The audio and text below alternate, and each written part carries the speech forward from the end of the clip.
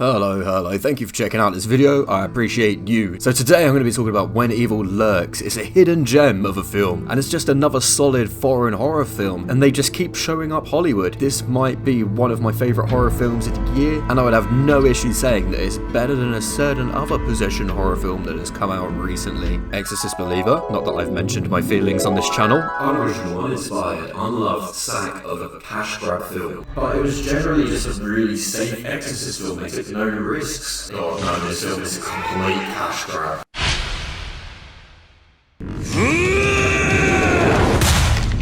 However, this is unlike any other possession horror film I've seen, giving it a fresh take in the possession genre, showing a bit of imagination when creating this film, and that possession films aren't just now beating a dead horse. There he is, beating that dead horse! Get him! This creates a more biological infection kind of style of possession that consumes everyone and anything it comes into contact with, leaving us with a super intense viewing experience. Emotional damage! If you have a phobia of foreign films with subtitles, honestly for this film you need to get over it, because it's such an intense and unique horror film, and I feel like it would be such a shame that people miss out on this film simply because of a language barrier.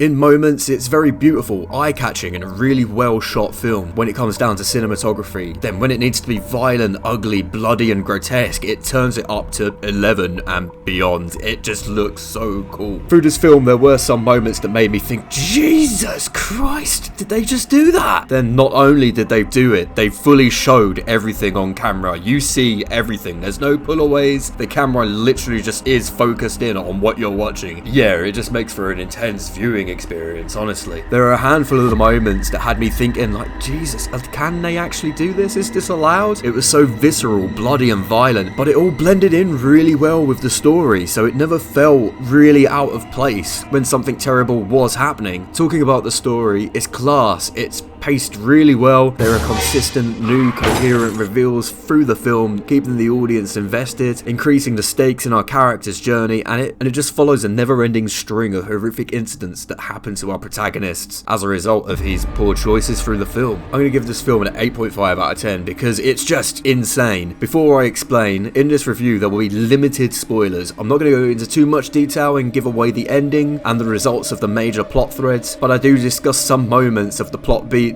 and the intro and the setup of the movie. I highly recommend watching the film for yourself and then coming back to this discussion as to why this film is so positively viewed by audiences and critics. Just looking at the Rotten Tomato scores and the IMDb scores. Not bad, not bad. There's a reason for it. With that said, I had no idea what I was going into watching this film. I only heard that it was good from friends.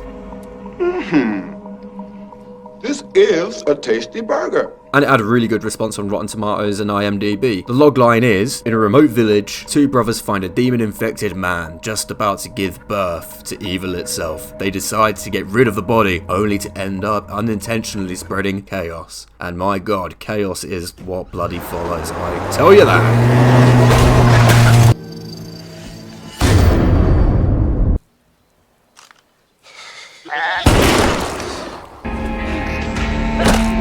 The story follows two brothers who initially hear several gunshots. They go to investigate and they find a man ripped in half. He had a note with an address on him along with some mysterious equipment that pops up later in the film. The brothers know the residents, they go to the address and they find out what the mysterious man was there for. So in the world of this story, the presence of demons is well known and common knowledge. They're less present in rural areas and are more often seen as a city problem. This is mentioned by our characters, Pedro and Jimmy, until they see what the mysterious torn in half man was going to deal with. The mysterious torn in half man was known in the story as a cleaner that acts as an exorcist type figure to cure banished demons or infected or rotten that have taken hold of the victim. In this film there are rules for dealing with them, and it's told in a nursery rhyme that is brought up that comes later in the film. So going back to the intro, we first see the demon, the infected, the rotten guy. These are all names that they call the demon, and this guy's called Uriel. Now for any 40k Warhammer fans out there, For the Emperor! The first demon that we see, it looks like a victim of Papa Nurgle, the demon god of rot. The first good look that we get at the demon is of Uriel, a large set guy who's basically rotting alive, with boils, pustules, covered in sores, leaking pus from his nose, mouth, and he's bloating out from necrotic gas. By the way, massive appreciation for the FX and makeup team making Uriel look like this. It's as grotesque as possible and they've done an amazing job, and looking at him is just slightly nauseating, and this continues with all of the effects that they put through the film. They've done a bang up job. Nice. So the family have been waiting and keeping Uriel alive for a cleaner to come and deal with him properly, to stop the demon from giving birth from Uriel's body. Yeah, I know. The mysterious man who's torn in half was that cleaner who was coming to fix Uriel. So Pedro and his brother Jimmy, they go to the authorities, and the authorities want absolutely nothing to do with this. They don't believe them, or they just don't want to go near the problem. So the brothers leave with very little options at this time. They go back with the landowner, and Uriel taunts the landowner and the brothers, forcing them into a position where they have to act before the demon is birthed, and terrible consequences before the landowner, his family, the brothers, and pretty much everybody nearby. So they kind of deal with it on their own and they take it into their own hands. In this film, the demon - infection - rotting spreads a lot like an actual infection. It envelops everything that it comes into contact with. The infected family that lived with Uriel, it infected Pedro's clothes, it infected the landowner's animals, it infected Pedro's family through his clothes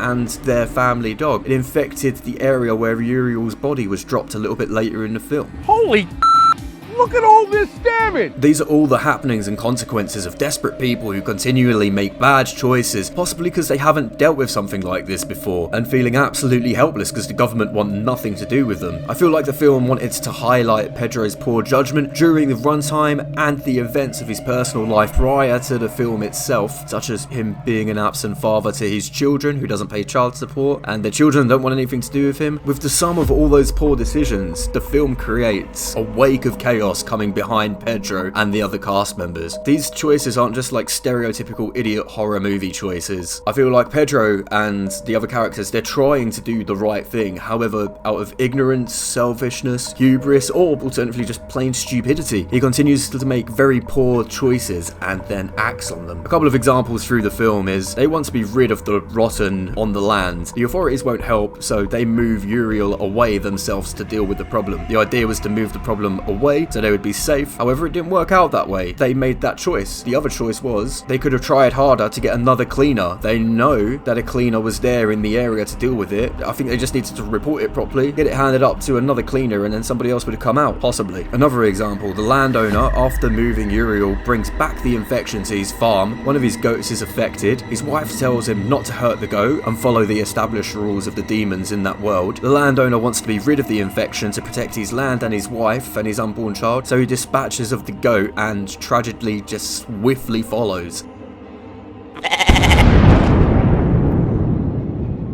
The landowner could have separated off the goat and got a cleaner, but his choice was to just dispatch the goat. Another example, Pedro wanted to protect his kids and get them away from the area and the town affected by the rotten, with the intention to keep them safe. However, he had the infection on his clothes that infected the dog, that then turned into a rampage at his ex-wife's house. Pedro could have avoided this, keeping his kids safe by simply not going there and bringing the infection there. But my point is, with all of these examples, our characters are wanting and they're thinking that they're doing what is best, when really they're just messing up, but they do have good intentions. When Pedro is given a final chance to make the right decision, he sticks to his old ways, doesn't take advice, and he does what he thinks is best in the situation, resulting in a catastrophic result. I feel like a lot of movies, characters develop, they change, they adapt, they learn from their mistakes, everything's happy Disney days. But the harsh reality is, change is hard, and a majority of people, even against the worst circumstances, do not change their behaviour, and at the end of the day, they reap what they sow. This results in a downer ending for the film, but it's a horror film, and much like reality, it can be a downer. Talking about the results of these choices for the characters in film, they are rough, and the audience are in for a shock because they're bloody, they're brutal, and everything is shown to us in camera. You see everything. There are plot beats through the film that are hidden to us. As increasingly horrible things happen to the characters, we discover these revelations, as the characters do, in real time. Everything's explained logically in the world of the story, so everything that is happening on screen is in the realms of possibility within the film. So when people say it's over the top, it's no, not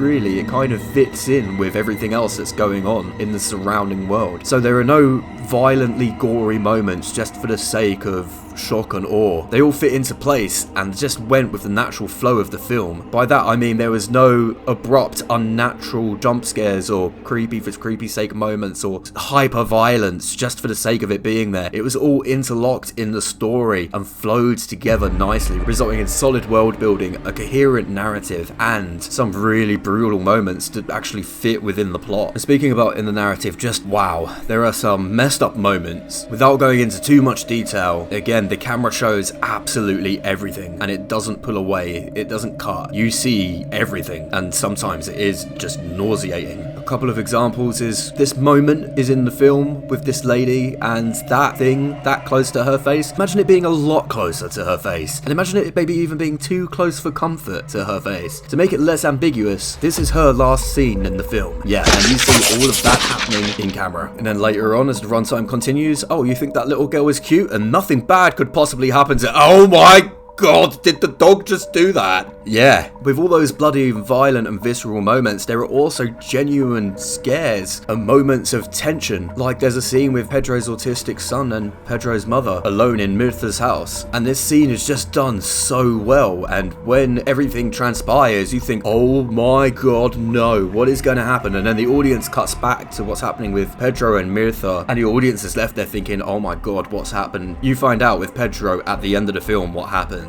When the result of that scene is brought up at the end of the movie, it is done so well, and you think, Jesus, dude, they went all in on this film. No punches were held back. The FX team made everything that was supposed to be gross, haunting, and bloody exactly what it needed to be, and they done so well at it. The way the story was told was great. We were effectively on Pedro's shoulder. As he found things out, we found things out. The audience was never a step ahead. We were always left wondering and discovering what was happening in the narrative in real time, which led to quite a haunting experience and gave us a little bit of an insight of what it would be like to be in that situation. So there you go, spoiler-free review, absolutely great film. Go check it out if you haven't already. I believe it's on Shudder. Thank you very much if you made it this far in the video, I appreciate you. In the next video we will be doing another foreign hidden gem. We will be doing The Sadness, a Taiwanese infection horror film, and again, another visceral beauty of a film. If you've hung out this long, thank you very much, I appreciate you. Please do all the YouTube things, like, comment, subscribe, it's much appreciated. If you do have any opinions and want to discuss about in the film in the comment section, I do talk back, and hopefully I'll catch you on the next one. Cheers, bye.